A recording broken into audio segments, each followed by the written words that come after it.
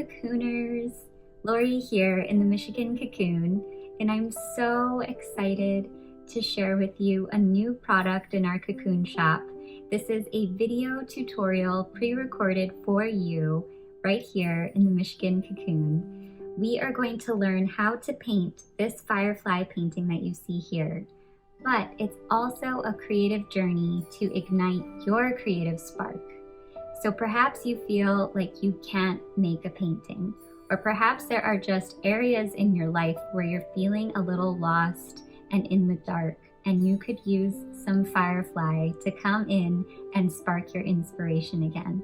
So this journey is twofold. You're going to learn how to integrate these pieces, bring some Firefly symbolism into your life and into your home, and you're going to be getting a few tips and tricks and techniques for how to paint this acrylic painting of the Firefly scene and hopefully ignite some creativity and Firefly magic in your home.